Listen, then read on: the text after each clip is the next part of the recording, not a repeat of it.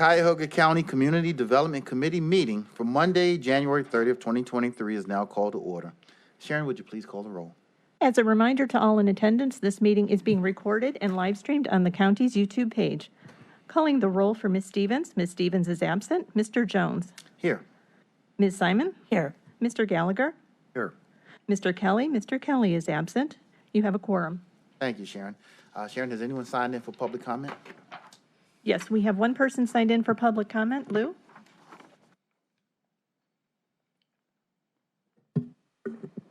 Good morning, everybody. I'm glad to be in this committee meeting again. But today I will raise a question in a different way. We have so many good projects, especially, I would say, the 11 county council members, how you guys helped to distribute ARPA funds for the communities. No matter what kind of nickname you will get, flush fund king or queens, I actually will salute you. You guys really helped the communities way better than the money previously allocated through the administrative side of the proposal.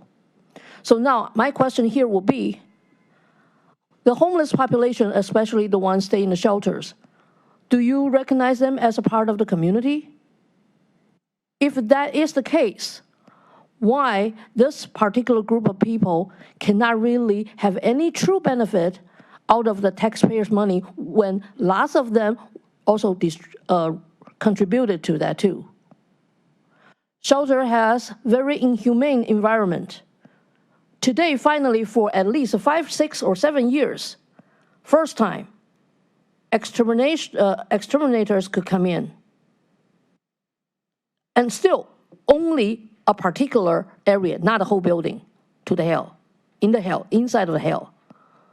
Okay? Then, somebody else, I don't know, a group or a particular individual will come in to visit. So now, people in the shelter, again, being harassed, terrorized, to move from this spot to that spot, here, there, whatever, just because a visitor is coming. Please, coming in without announcement, see the true situation.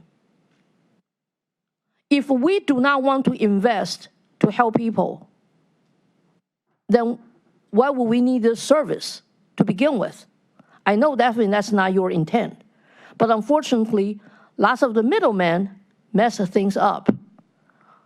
I think this year I will try my best to make that even more or clearer to you. Our system has not been working. Lots of the important health and human services, they have never been delivered in the way you actually want to see. This is the reason why we got into this county jail issue as well. Do we need a new, bigger jail? We want them to be humane, not because we want to put more people in there, right? But if that's the case, I still restate my proposal back in 2019, the first January meeting. Please move all these homeless shelter services into county jail. You actually will consolidate the fundings and do a better job if you just want people to be out of sight, out of mind. Instead of investing people, invested everything we possibly can have in the community to thrive together. Thank you very much. Sharon, is anyone else signed in? That concludes our public comment. Thank you. At this moment, can I have a motion to approve our minutes from the January 23rd meeting? Second. Been properly moved and seconded. All in favor, say aye. Aye. Opposed? Ayes have it. The minutes are approved. At this time, we have one item referred to committee. Again, the Variety Theater. Sharon, would you read the resolution into the record? Resolution 2023-0020, amending resolution number 2016-0218, dated December 13th, 2016, as amended by resolution numbers 2018-0067, 2020-0061, and 2022-0049, which authorized a grant in the amount of $2,500,000 to Variety Properties, LLC, for the benefit of a project located at 11801 through 11825 Lorraine Avenue in the city of Cleveland, by extending the resolution sunset provision from February 28th, 2023 to November 30th, 2023. Thank you. If you'd like to speak to this matter. Good morning, council members. Trevor Mackler, County Council staff. Before you is a resolution that would extend the sunset provision for the money that council has authorized a couple different times for the restoration of the Variety Theater. This would be the fourth extension of the sunset provision if the council does approve this resolution. As a reminder, this is a $2.5 million grant for the project. The project has an estimated budget of $10 million for the restoration of that complex. The $2.5 million is funded from the county's Economic Development Fund, which is 1.5, and then $1 million from the Community Grant Fund, which is the casino revenue gets deposited into that fund. The reason for the extension through November 30th, 2023, if council approves that, is because the developers are going through, I believe it is round 30 of the historic tax credits for the state. They did not get approved for the round 29 historic tax credits, so they requested that extension. They have said that the project will not happen without the historic tax credits, both federal and state. So they are hoping that they will have better luck at the March 30th deadline for the historic tax credits. So that is the reason for the request for the extension. Any questions? Are they here? They are not. I thought they were going to be present, but they're not here. Well, when you're asking for money, I think you should be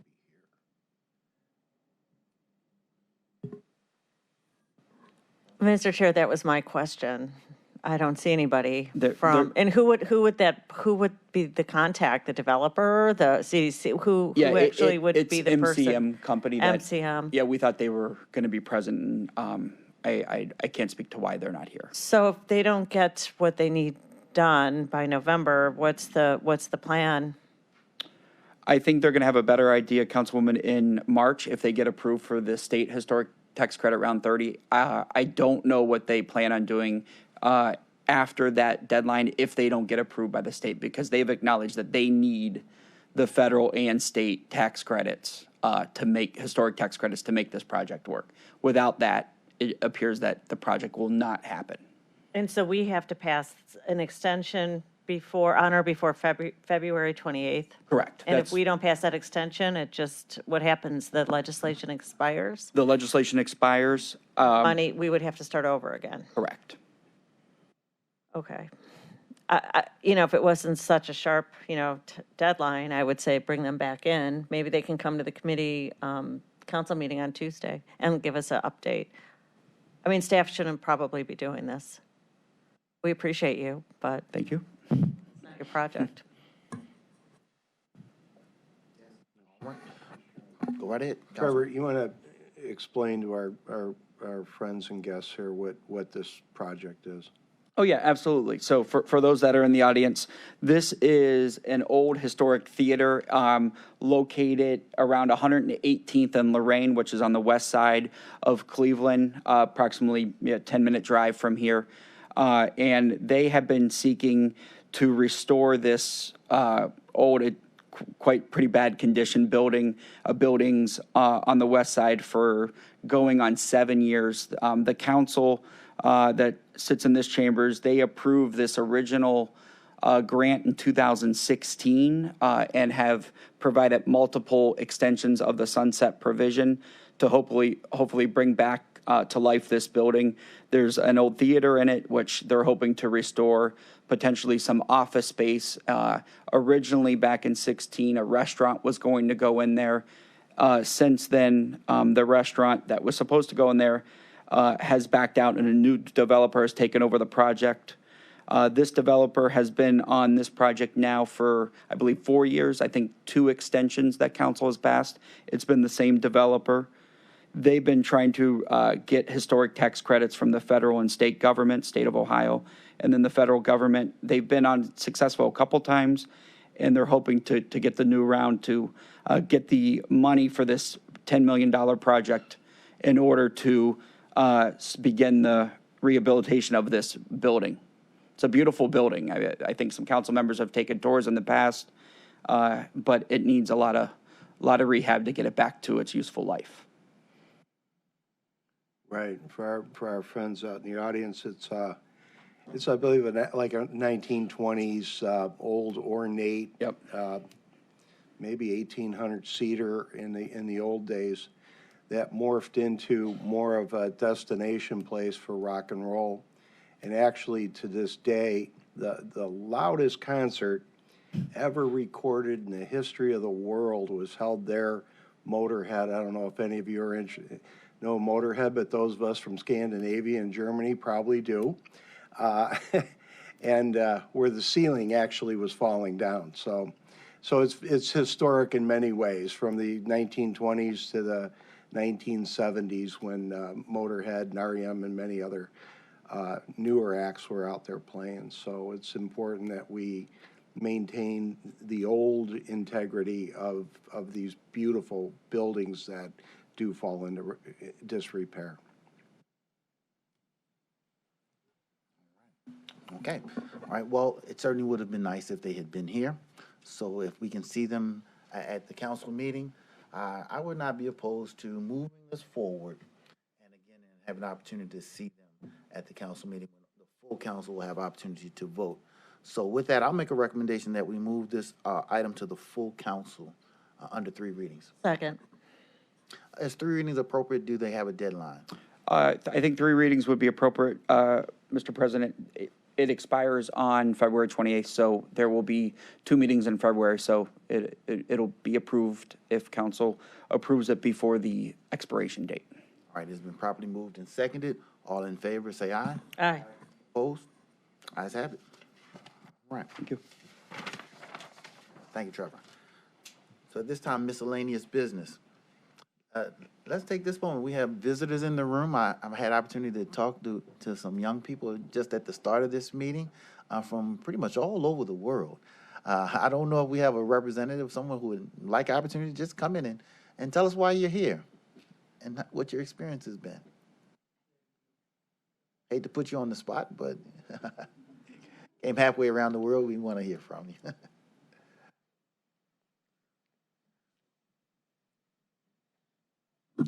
Good morning, Mr. President, Council. Nice to be here. My name is Dave Ensberg from the Netherlands. I'm part of the group of the International Visitors Leadership Program, stated out by the Department of State of the United States. We're all from 9 people here from different countries in Europe. So Luxembourg is one of the most important ones. The other ones are Finland, Malta, Norway, Germany. We don't talk about the Germans, but Germans are here as well. What do we have many more? Lithuania, Estonia, and of course the Netherlands. We're happy to be here to learn from this beautiful country and your democratic traditions, cultures. It's going to be very inspiring to be visiting Cleveland today and tomorrow as well. We're here from Saturday. We arrived Friday, sorry, and we're departing to Seattle on next Wednesday, and then further on we're going to Texas, to San Antonio, and then we are finishing up in Boston, and we started in DC. So we are all, kind of leaders, if you can say so, in Europe on different kinds of branches in government or in society or in entrepreneurships or whatever. We're in a group with in total 19 persons. So the half of us is now in Cincinnati. Those are not so lucky as we are.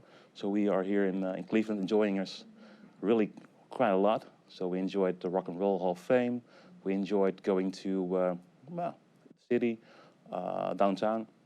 Personally, I went to the Shiloh Baptist Church yesterday and attended the service. It was very inspiring also to see how the African American community is doing here. For me, as for people of African descent, it's very interesting to see how people, my brothers and sisters, are doing here. So I'm very inspired to be here, and thank you for being here, for again having the opportunity to be here as well. Welcome. We're excited to see you here. I live a few blocks from Shiloh Baptist Church, so you're right in my neighborhood. So I'm glad you had a great experience there. I'll share with you, I'm a comic book collector. Really?